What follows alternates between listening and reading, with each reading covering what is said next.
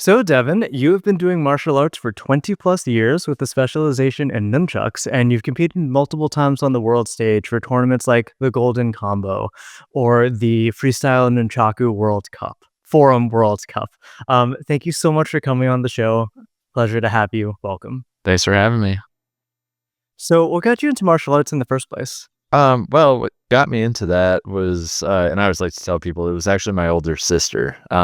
Just growing up, she's 5 years older than me, and she would equally terrorize me, as siblings do for no reason. And we're good. We've always been good, even back then too. But I think I found martial arts as a good source of confidence at the time, and it was more revenge. I My dad was picking me up from elementary school. It was probably like third grade, and I saw like kind of over in the mailbox area just flyers for things. And I saw one for martial arts lessons, and I just picked it up and with like total malice in my eyes, it was like, "Dad, I want to beat people up," and all I could think of was my sister.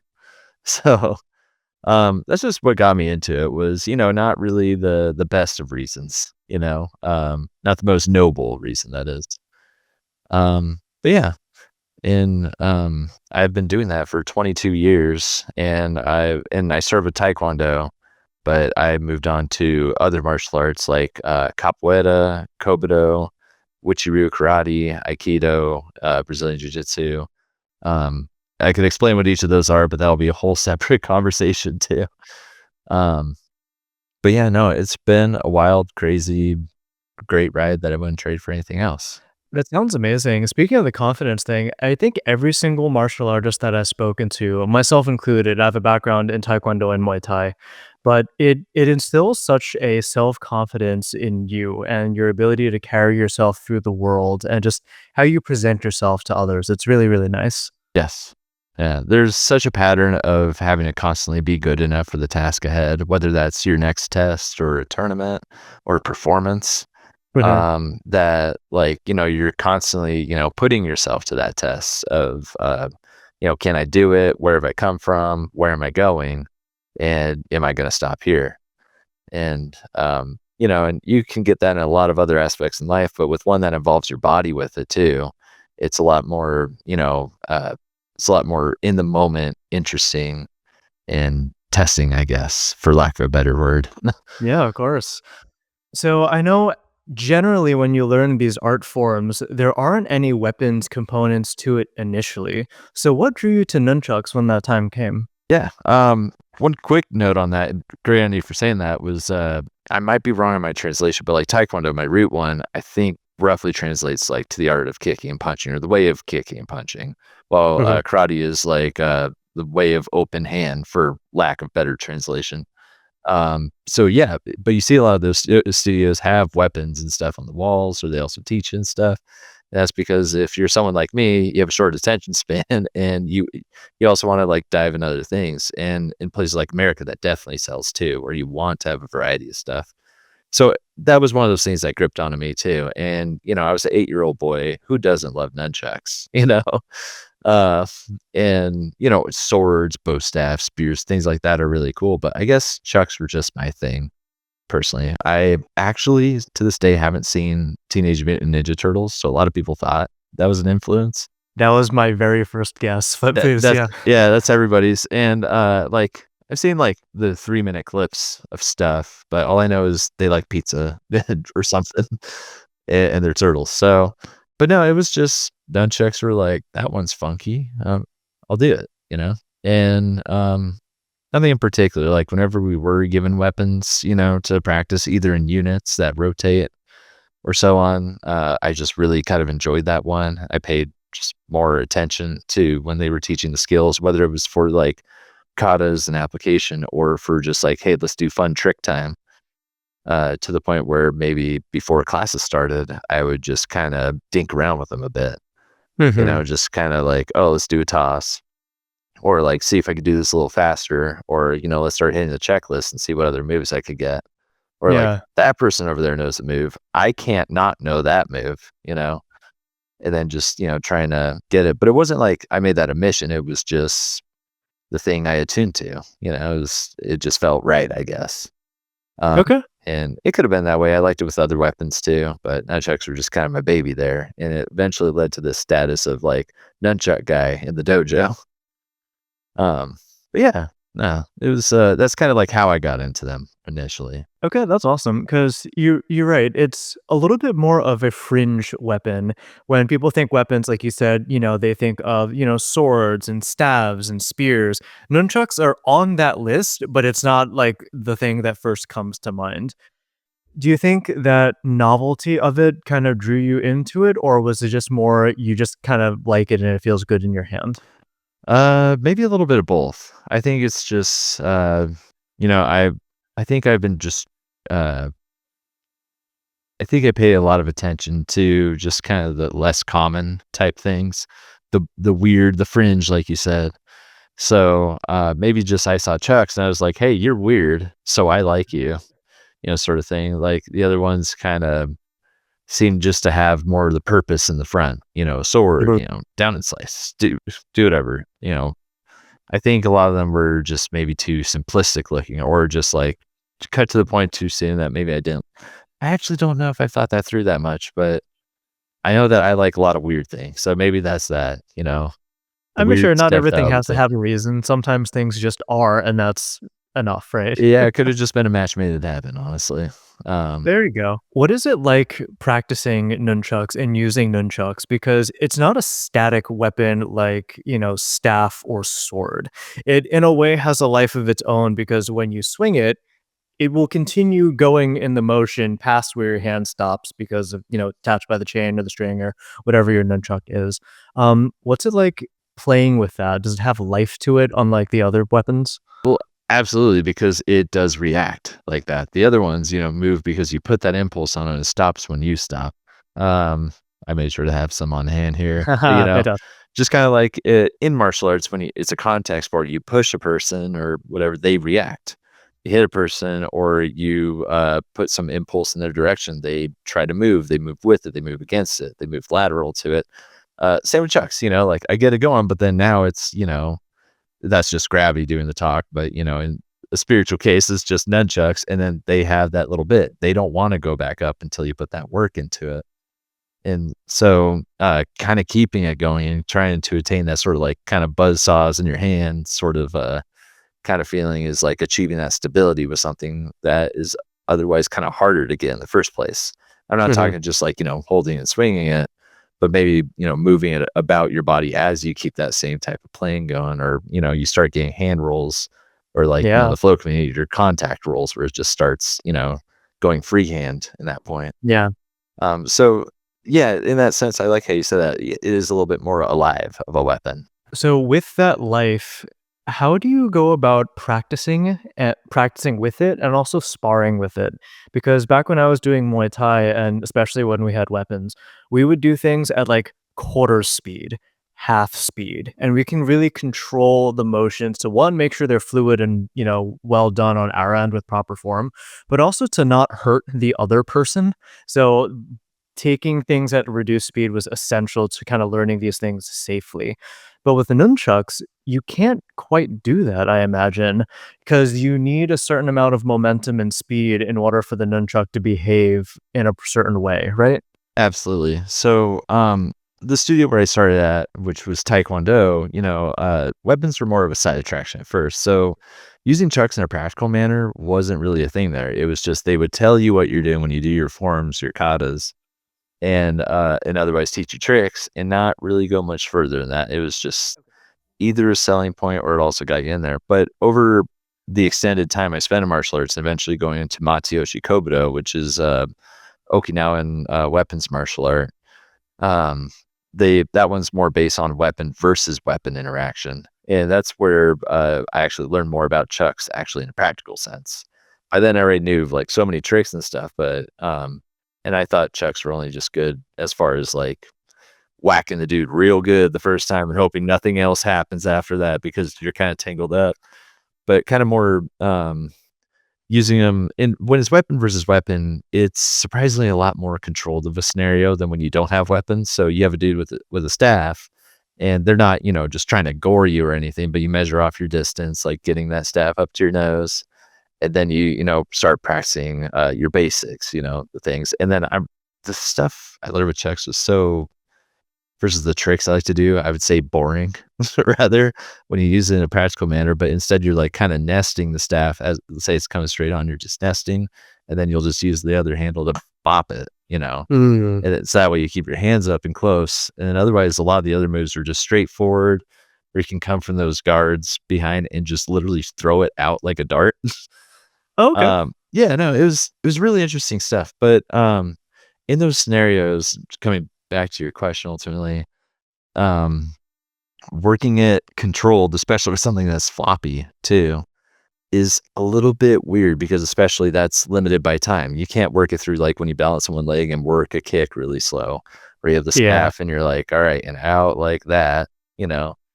Um, with those, there's a lot of nuance and then and times the essence to where you kind of figure out what you're working with. And I like how you brought up kind of the control scenario in training martial arts because I always like to say, in a sense, all martial arts are kind of trained wrong because if you actually did it correctly, you'd be beating the crap out of each other. Oh, it But hurts, the yeah. yeah, but the problem is you and your partners still need to come back and train. Um, you have that point where you stop. And I've been in my main house of Taekwondo, they do the full pad scenario. Well, over in Witchery Karate, it's just pad up the hands and your teeth, and that's it and your shins usually bleed or bruise. Wow. Um, but yeah, with chucks, it's yeah, having a soft weapon, I guess. They like to call them weak weapons because they're not fully reinforced by the body. Um, you know, working it against another person while keeping the control is very difficult, and it does lead to a lot of little errors and stuff. But it does give you a real good appreciation for just that technique and that little ounce of time that you need. Okay, cool. I mean, also materials make the difference, right? You're not Oh, beating people absolutely. with metal nunchucks. It's probably a wood covered in Yeah. foam or Yeah, something it's like. it's wood, and then that's also being said, the ones I'm holding, these are metal with foam on the outside. These aren't seen in a dojo. These are my trick Yeah. guys, but otherwise, boring planks of wood, you know? Okay, fun, fun. What was the competitive world of martial arts like for you? I myself included, I don't really have insight into there, and the only thing that I can really relate to is, pop culture like Cobra Kai, which I imagine is not relevant Oh my or god. realistic at all. That's Cobra Kai is about exactly what I thought I was getting into when I was 8 years old, and I thought that would have been awesome. I would have loved to just, like, in a big group fight and throw each other around a mansion, you know? But, um, so the competitive scene's very ordered, kinda like, if you've ever been to a track meet or a swim meet and so on, it kinda has its heats or, where you're like, you'll be coming, but rather than you get to the race and go, now you're kinda sitting in a ring. And because it's a contact sport, they'll usually divide you in divisions based on age, and then eventually after a certain age, gender, or rather sex would be the correct term in that one, just because you're transferring weight and whatnot. Yeah, yeah. And then usually by age and rank from there too. So then there's like this further separation and narrowing to try and get a more accurate competition. Then usually it's divided up into 3 divisions or more. And usually those divisions come to just katas, which is open hand doing your forms, like the presentations where you do a bunch of moves in a big sequence. And then another one might be a weapons division where you usually do a traditional weapons form. And then the last one is sparring or kumite is the other word for it, where, they get the bracket and then yeah, fight your way to the top. Yeah. And depending on which, when it comes to sparring, it's either like first to 5 points win, first to the most points in X amount of time, or first to the most points in X amount of time with knockouts accepted. Oh, Um, okay. Yeah. yeah, yeah. So, that's very intimidating too. But yeah, it's very, very rule based, very formal too. Like a lot of these people, like the ring, the performance area, like they're looking the judges in the eyes. They're bowing into the ring. They bow again before they even turn to face the judges. They walk up to them, they bow, and then say, and then they say this big long speech. And that's just in one sect of the martial arts world. While in other tournaments, you might just walk up and do your thing right away, sit back down, next guy. in the sparring, it's very just like, unlike UFC where you see them only stop when it's like lack of action or, knockout or something. A lot of times they're just like, stop, after somebody just hit each other, stop after they hit each other. Um, yeah. And then, but now in the freestyle scene for competitions, that's usually a little different where usually those kind of divisions between people are a little laxed up because it starts to hit the creative zone. And there Mhm. aren't really divisions, good divisions you can make between people other than adult and children, And what was I gonna say? And sometimes you can even bring your music with you, to link up and do your thing too. You can start to do moves that are rather irrelevant to the combat scenario. I'm not displaying that I'm hitting a dude in the leg and, starting them before I whack him up the chin or something. I'm just trying to look cool, but dangerous at the same time.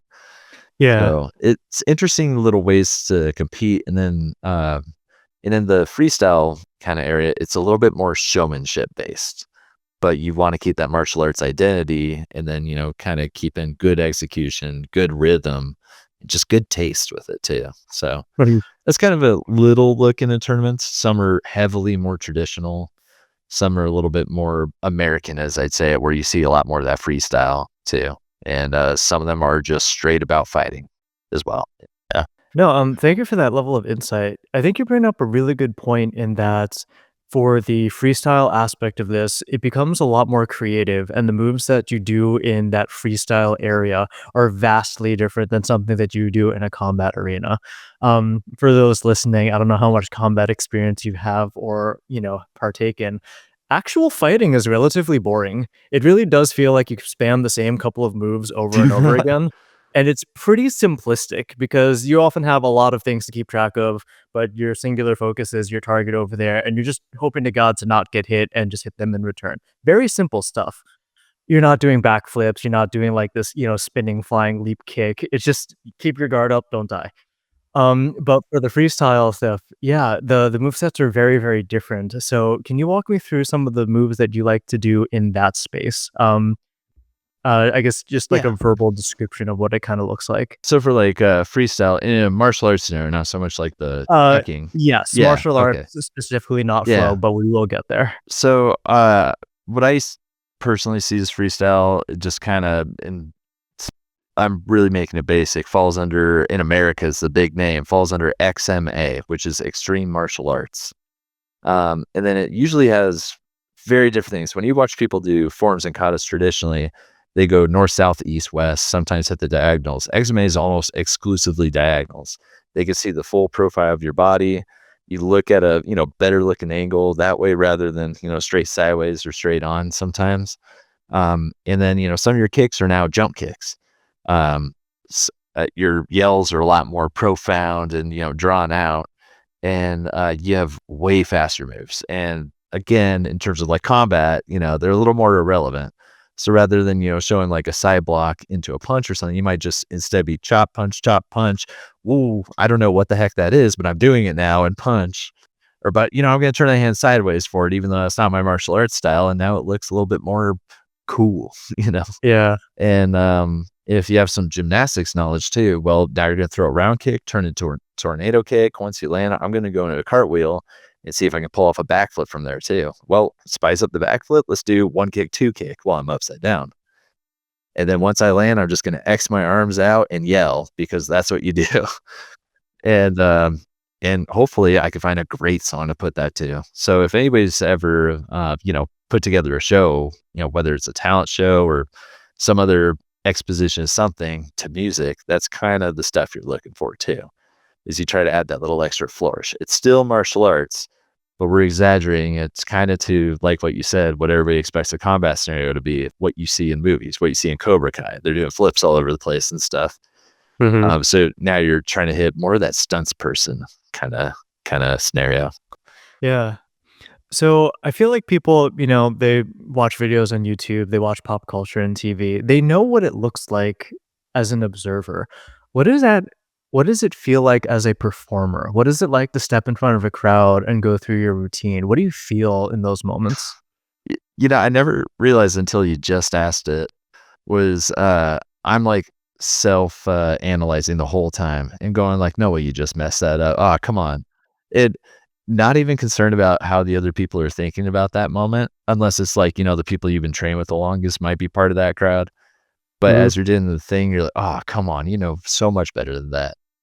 Not so much worried about the crowd, rather than, like, say, judges if you're doing this on a competitive scene.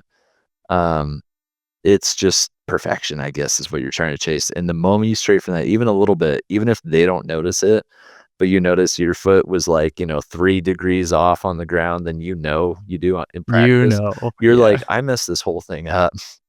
Um, on the other hand, I've seen other people who have done crazy performances, and then they come back and I'll be like, "What the heck? I didn't even see you practicing that before." And they're like, "No, I forgot everything when I went out there." And yeah. And so it's like I guess kinda like earlier when you're, like, putting your skills and all your training to the test, like, you're out there and it's go time now.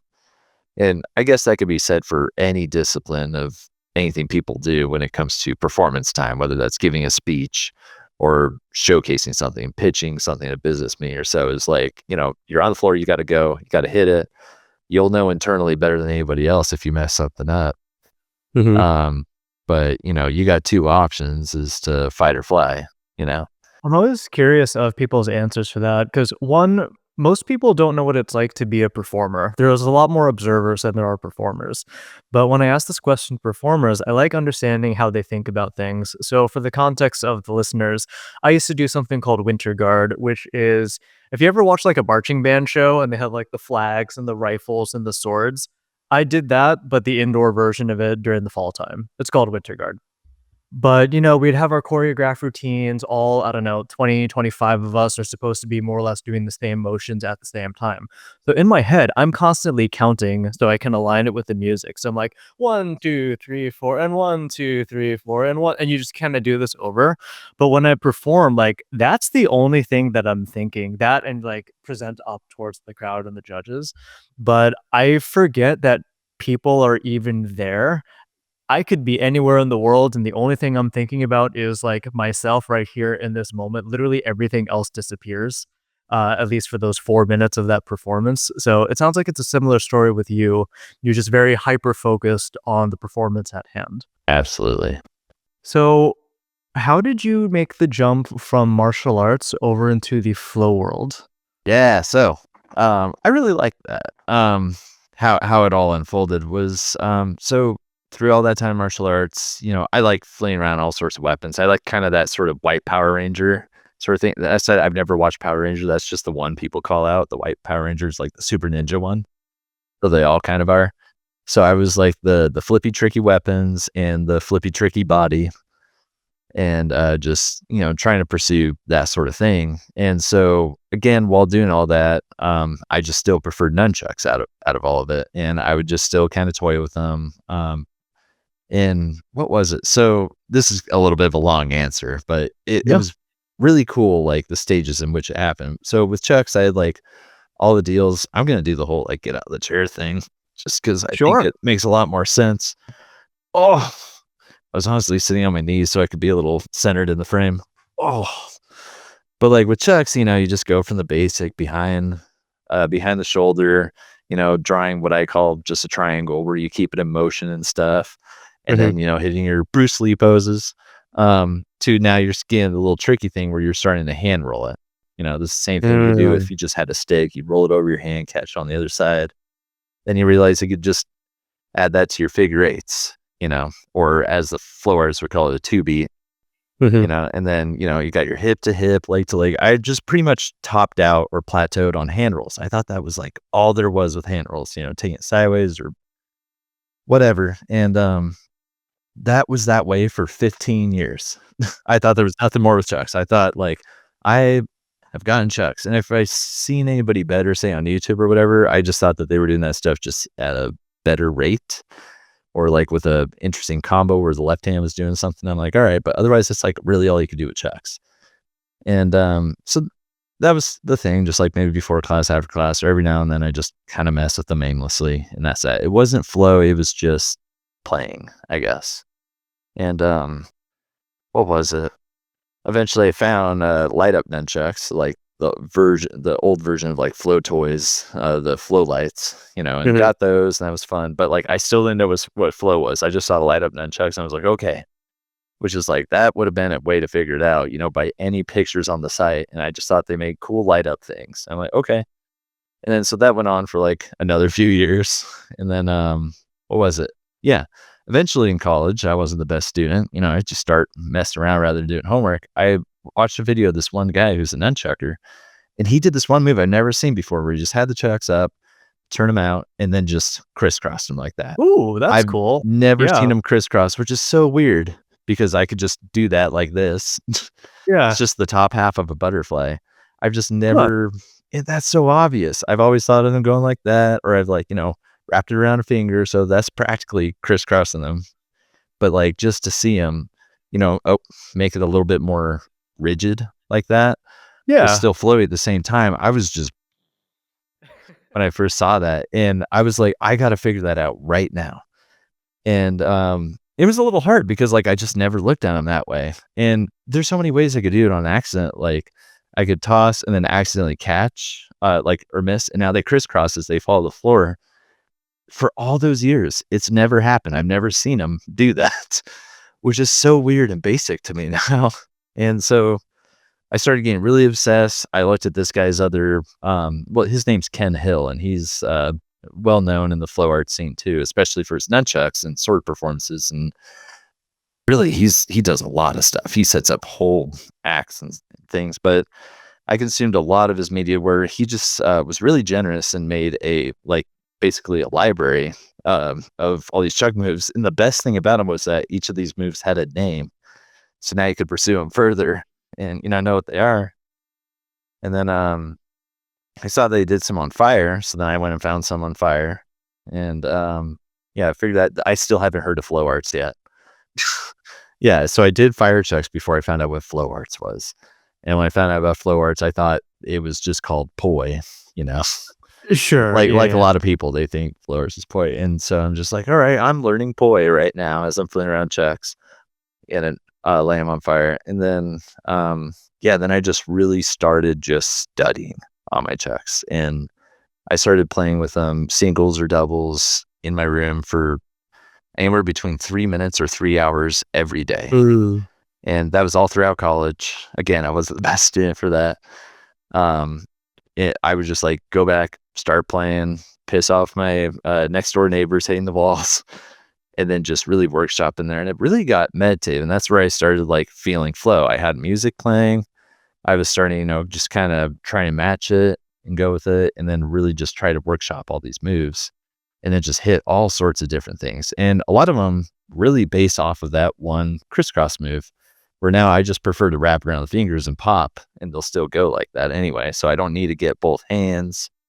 And then I thought, well, why not just do that same thing? What if I have two? I can wrap it there. I could cut the other one through as it's going as Ah. well.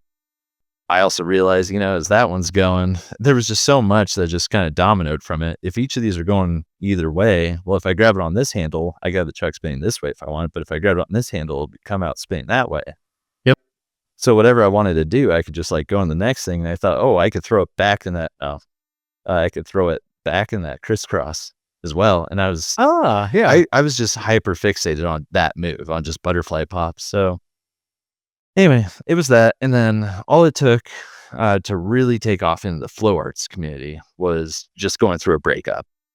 So, at that time, I was out of college and was living with a girlfriend in a house, and, we just went through a breakup, but I was, like, doing a job change, moving out, and breakup all at the same time. It's a lot of life changes at once. Yeah, and the breakup itself was, mutual and fine and good, but, it's still a huge life change that led to just a lot of, like, I wouldn't say depression, but just a lot of like uh a monotony and just rethinking like, "Oh, where am I? What am I doing?"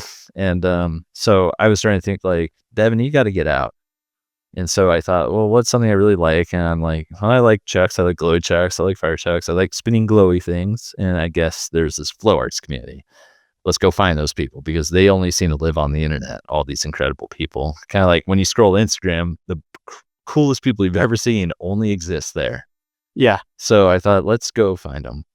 And so I saw that there was a bar in Denver, where I'm based, and they were hosting a flow night. I just looked down Facebook for like Flow Arts Colorado or something like that, and there was a get together there.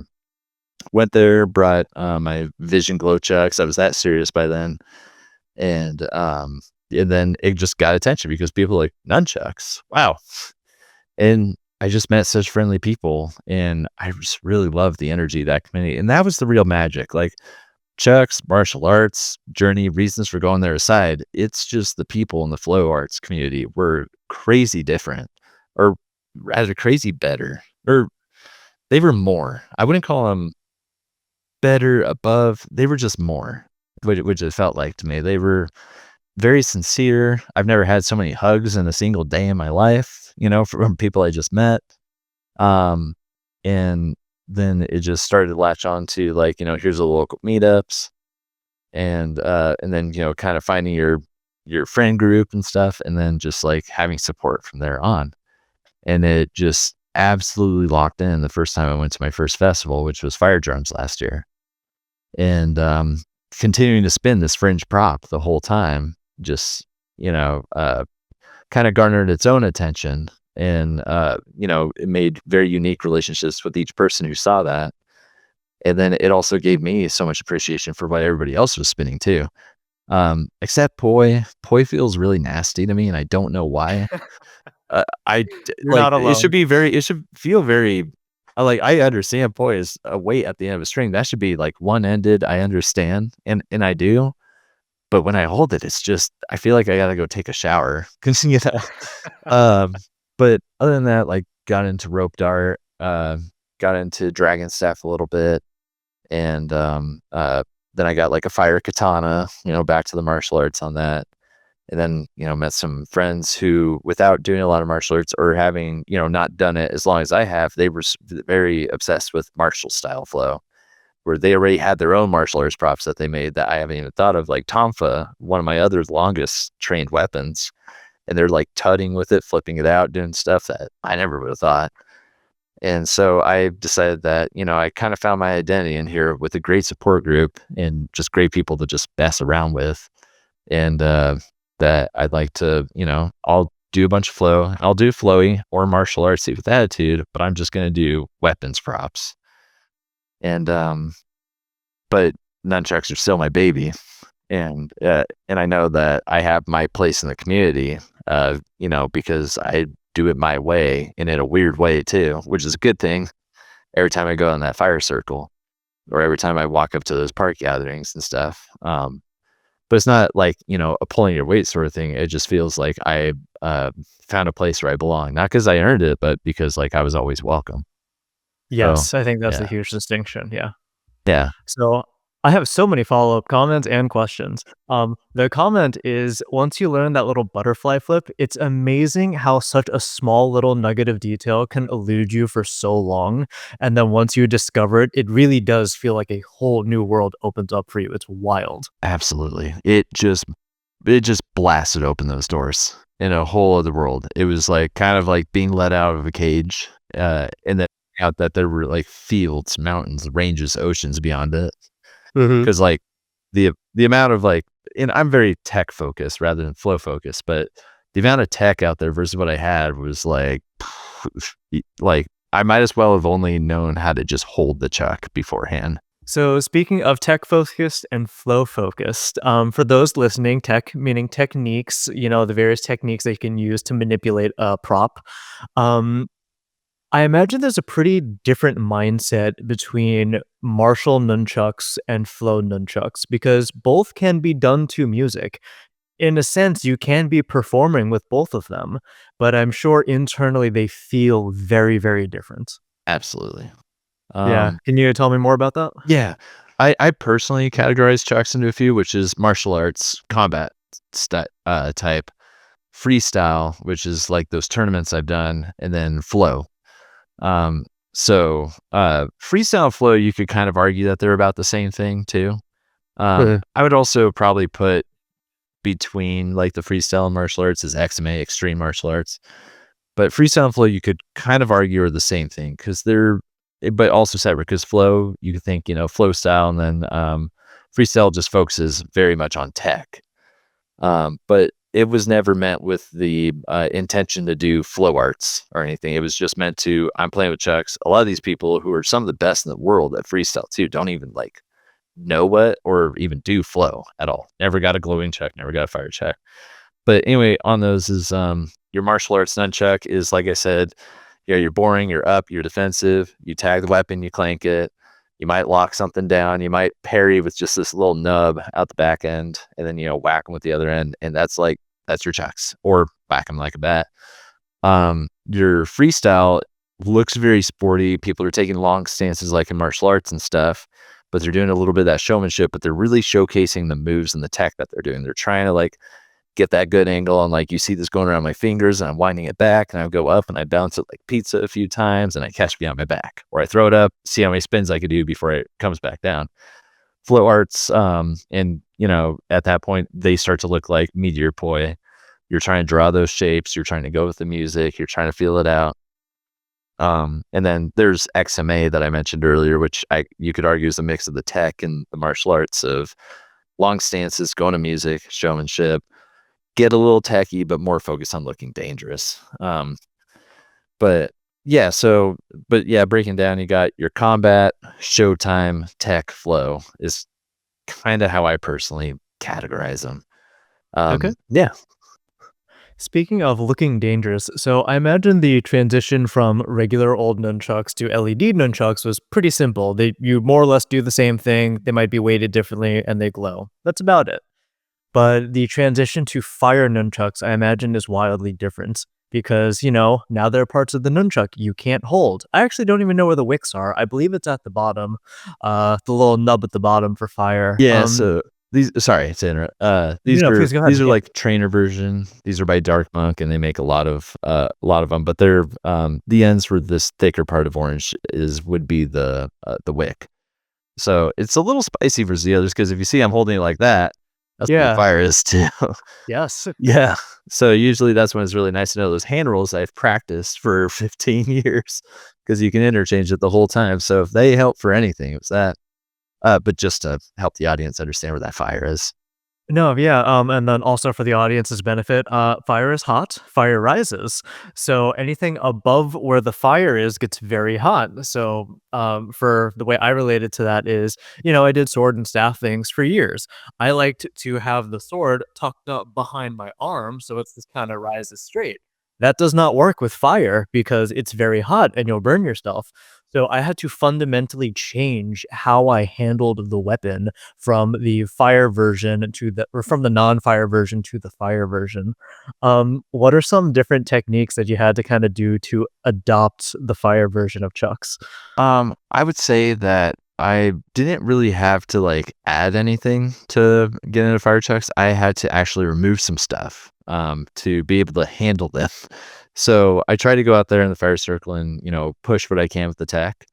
But because the fire's there at the end, I have like a whole half of the handle I can't hold on to anymore. And also just the radius of the heat too. So every catch I do, every throw, every technique I do has to start from the middle, which is where I hold them for the most part. But if I really want to let that weight hang and stuff, before some throws where I stabilize, I can't rely on that end. So I just, with my fire chucks, just try to make them heavier so I could be more deliberate. I have to take out moves where I do like contortion where I'm holding them and I like to bring them out Ah, like that and so on, or, run some snakes around or touch shapes. But what the fire has also allowed me to do versus, I guess I'm retracting the statement of stuff I took away in order to do fire is because now you're in a darker scenario and now you're using the light to draw shapes and entertain is now I'm a little bit more aware about tutting and, the shapes I do create. So I'm, facing way straighter on my wall plane, trying to wave the arms, to command as much of the space because my fireballs aren't as big as others, out there in the fire circle. And I'm not insecure about that. But but yeah, now you're very conscious of where your planes land. If you're just a little bit diagonal on that horizontal towards them, it's not as pleasing of a shape. So if anything, it really, helped my control because I'm very conscious of where I'm going now. a lot of what I do with chucks is as if I'm facing perpendicular in a hallway, and just trying not to hit either wall. So no time to be sloppy, but the payoff is really great shapes and light trails and organization therefore. So um yeah, and then but yeah, other things to keep in mind is, when you do a single check, you could pass it over the other hand whenever you think it's getting too hot or if you want to add variety. But once you have double checks, you really got to glove and sleeve up because that fire is going to start roasting you and you can't just switch your hands willy-nilly whenever. There are some moves, where you throw one up, switch in the meantime, or do a double switch. But for the most part, you're holding them and it's cooking you. So, so then you put on your gloves, you put on your sleeves, problem solved. Well, now my fingers are thick. My wrist is thick. The webbing that I use, to trap the fingers, the string between my fingers is a little affected now. And it's just a whole different kind of, it's like kind of learning a little different language. You're still saying the same thing, but you got to do it in a little bit of a different way. Not too different, but whole different mode versus when I was just flowing a moment ago outside. But yeah. That's a great way to put that, because I would always wondered, yeah, fire gets hot, so you probably, put on gloves and sleeves, like you mentioned, to protect your skin and all of that stuff. But yeah, thinking about it for more than a second, it changes how you interact with the prop itself. Your dexterity is affected. It feels different. The texture of your skin is now different. So yeah, never really thought about it like Yeah. that, but it makes perfect sense. Yeah. So now that you've been doing nunchucks and, martial arts competitions for 20 plus years, you are incredibly well versed in this prop. Where do you see yourself going from here? Is there a different, style that you want to learn, new tricks? What's left for you? Well, I guess my main answer is just more. Um, and I want to focus on my other martial arts props because I really just kind of like that overall world. Like I said, back at the dojo, I play with chucks the most, but I really like bow staff, really like commas. I love sword, Mhm. um, and all the other things. And more recently, I've gotten into 3-section staff. So I Mm. like pursuing and I want to complete this kind of identity, especially when it comes to fire circle as the martial arts weapons guy. Um, Not trying to look dangerous or aggressive, and that's actually my least favorite part of martial arts or martial arts themed anything, honestly. But it brings its own attitude, and so just trying to kind of perfect that uh, martial arts performer kind of presence is really what I want to do. But I also want to throw down really hard with chucks too, and I want to throw down harder ever than before. There are times like going out there is like I want to land this freaking good. I want to do every move I know before the chucks burn out, and I don't want to drop them once because I know when I Mm. do, it's pretty freaking great. And I know that if I'm gonna ask all my friends, did anybody record that? Anybody record that? And then when they do, I know I'm gonna go lay down in my bed, heels up in the air, and I'm gonna watch that like 30 times before I There you think go. about getting hydrated or anything. Um, but anyway, on the checks, I'm trying to focus more on tutting this time. So I have this little place where I bring them before I pop them into that thing, but now I'm just trying to lock them both into that and seeing what I could do, to it. I'm not very good at this yet. Make a couple different shapes. You got your little portals and stuff, but and see if I could add some like double staff tech into there too. Um, but yeah, I guess it kind of returns to my initial answer is more. Okay. I like the course that I'm on, and I just kind of want to be a little extra with it now. I think the joke in flow arts is everything devolves into juggling at some point. So in the future, maybe you're just juggling like five nunchucks, but Yeah, we'll see how crazy things can get. yeah. 3 chucks has been pretty increasingly popular in the chuck competition scene too. So Ah, I'm okay. excited to see where that goes. And I've seen a lot of people that are doing, vertical juggles like what you would see with pins, juggling pins, what are they? Clubs, juggling clubs. Clubs, yeah. Yeah, where they're throwing them straight up. But now I'm starting to see one of my friends from Italy. He's like juggling the chucks horizontally, and I just don't know how they dodge Oh. each other. It's crazy. And then, some people are even juggling, but doing, other chuck moves in the meantime, passing around their head and behind their back or doing another throw that isn't part of that juggle volley. I don't know my juggling terms. And then they still recover out of it, which is insane too. So That said, though, I actually prefer single checking the most out of anything. I perform well with doubles. I love how it looks with doubles, but I like single checks because I like getting both my hands on that thing and just manipulating the hell out of it, and Mm. kind of getting those things that you can't do if you see. I'm sitting in a chair, so it's a little sloppy. You can't see with, with multiples. Sure. Sure, you can throw one up and then, do that stuff too, but I Yeah. just kinda wanna invest more in just, like, my main passion checks was just the one, um, but continue pushing the boundaries on just all styles too, and maybe 3 will happen, like you said. One day, there's plenty of time. Yeah. So you mentioned delving into other props as well. One of the cool things that I remember from my time in, the martial arts world is you have a kata. So for those listening, I know we've said this a couple times, but a kata is just simply a demonstration of skills, forms, there's a routine to it, a structure. What I found interesting is the same kata being done with a variety of different weapons. So someone may have a single sword, someone may have dual swords, someone may use a staff. So just a variety of weapons, but they're all following similar motions and patterns. You kind of step to the side, you extend your arms, you strike here, and whatever variation.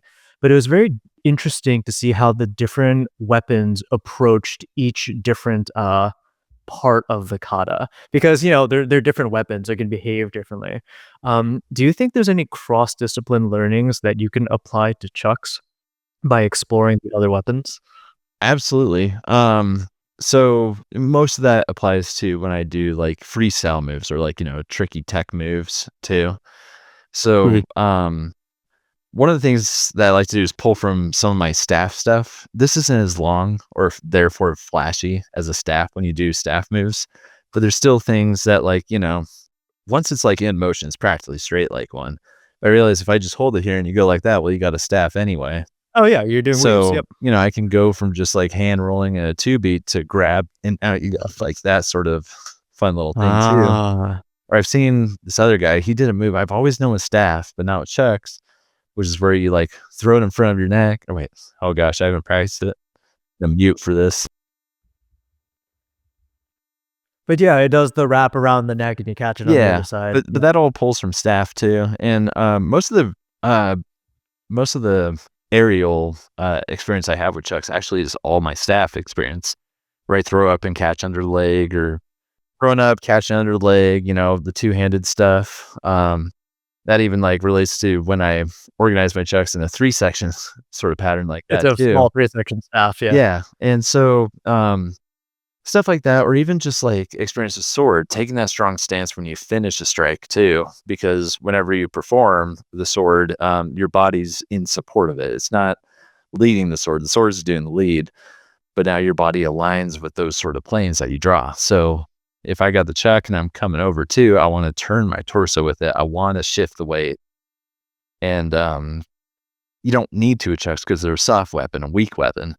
But your sword and bow staff or bow, I guess is the accurate way to call it, have that reinforcement alignment with it, and it just adds that extra edge and kinda danger to it. So it has that martial arts presence. It has that martial arts attitude to the prop, even though, like I said, I don't like to promote the aggression with it. It still has a cool attitude and identity, when you do your performing. I took a martial fans class at Kindle Northwest this past year with Flow Warrior, and it Yeah, was fantastic.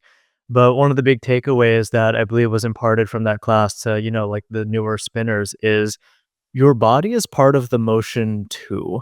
Like you can manipulate the prop and do all the tricks and whatever, but the motions and the tech is emphasized by moving your body with it, stretching a little bit more, taking that step and really leaning deep, extending your arms, balancing motions out on either side of your body.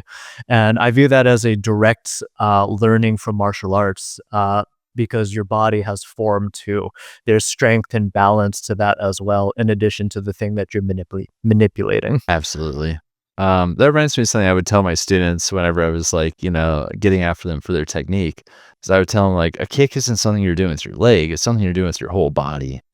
If side kicks like the hardest one for everybody because they got to push that leg really hard up and sideways next to them. And then, you're getting out. Anybody can, stomp their leg out, whether it's sideways and up high. That's a different story. But you can put your leg out to the side. You can point the toes down a little bit, straighten it out. You got your side kick, and that's like the kick portion. But like the whole rest of the side kick is missing. Are my hips leaning forward? Is my back bowed slightly? Are my eyes on my target? Are my hands up and stuff? And not Mhm. only does it work better and support your kick, so all your momentum transfer goes into the opponent, but it looks cooler too, you know? And that's what I always tell them too. I'm like, that is the most important part about martial arts is you better look cool doing it because usually it works. I distinctly remember in one of my Muay Thai classes, we were talking about like the kinetic chain of energy through your body as you do something. So they were saying how like a punch really starts at your feet. So you ground your feet, you make sure you have the proper stance, you push forward off of your feet a little bit, which then transfers up to your legs, which goes to your hips. You rotate your hips and your shoulders, and then that transfers up to your arm, and then your arm extends. This happens more or less at the same time. But when you have the full extension, all of that kinetic transfer from your foot all the way to your fist results in a much, much stronger punch than you would have had otherwise. Absolutely true. And I just got done with a seminar in Kobudo that ran for 3 days this last weekend, and just reviewing just that absolute most basic first date thing, and then getting the most profound experience out of it and renovating your technique from the bottom up just on that because it's that important. Um, yeah, no, absolutely. And that even goes for people who don't do martial arts and they're just trying to do the flow, having that stability, getting that foundation set first, and then focusing on your other topside stuff. Well, is my arm straight while I'm, running whatever flowers or something I'm doing, anti-spin? Yeah.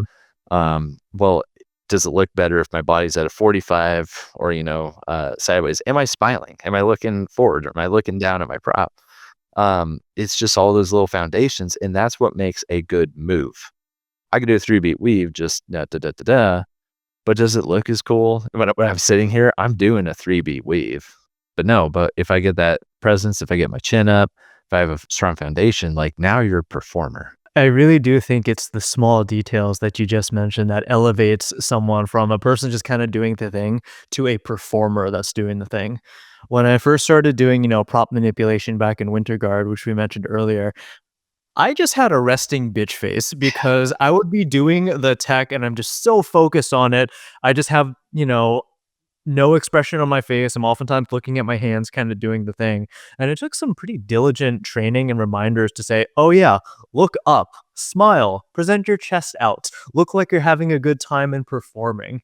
And that really, really changed my performance and how people perceived me, despite the fact that I was doing the same thing tech wise otherwise. Absolutely. That's something that actually changed with me most recently, and this is such a silly story, and I won't mention her name, but I've met who's now my girlfriend at Fire Drums this year, Yeah. and she liked me for my nunchuck skills, which I never thought I would hear in my life. Like, that's a Napoleon Dynamite dream come true. That is And 100% out of that. yeah, Yeah. I had a friend coming up like, "This girl likes your nunchuck skills." I was like, "I'm gonna stop you right there. That can't be real." But anyway, earlier that night in that fire circle, I was just spinning wherever, just doing those chucks, and she happened to be a safety, volunteer at that time. And so I was doing my chucks. And so on that performer sort of aspect, the way I kind of did my chucks is I would kind of keep my chin up, which is a good thing, but my eyes would be down as if like I'm a kid in class acting like I'm paying attention, but they got their phone under the desk a little bit.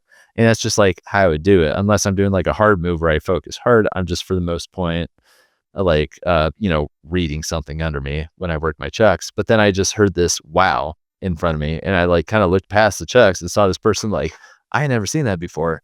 And I was like, oh, yeah, well, you like this? And, just kind of got on the next thing. And it got more interactive and playful, and I could notice, just like, the back straightening, kind of getting a little goofy with it, comical, kind of exaggerating the motion of whatever the chucks were doing to kind of send and sell the technique more too.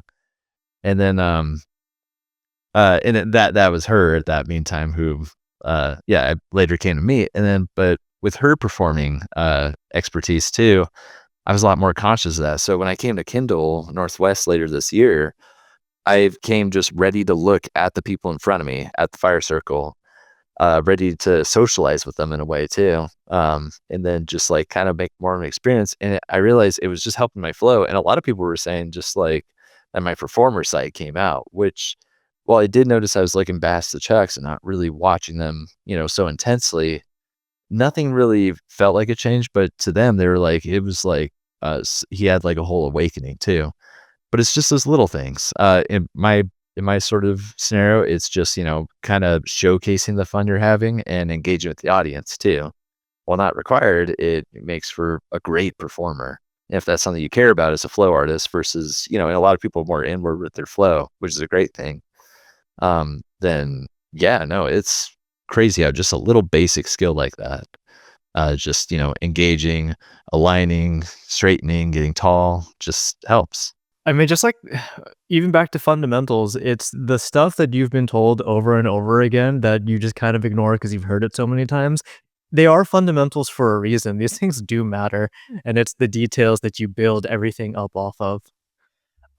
So a closing tradition that we have on the show is the previous guest leaves a question for the current guest, not knowing who the current guest may be. And the question that's left for you is there a piece of media, whether it be a book, a song, a movie, that has influenced your creative journey? Ooh. Hmm.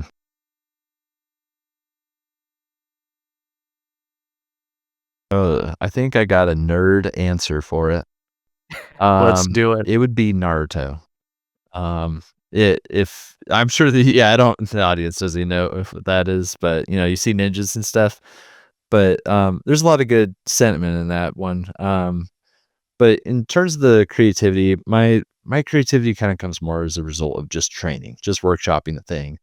And sometimes when I think about kinda giving up on something, if anybody who has watched Naruto has ever seen Rock Lee, one of the characters in it, not Oh, yes. broccoli, but Rock Lee, Yes. um, his whole identity was just training really hard. And I guess that kinda goes with me as a martial artist, and I think he did actually use nunchucks at one point.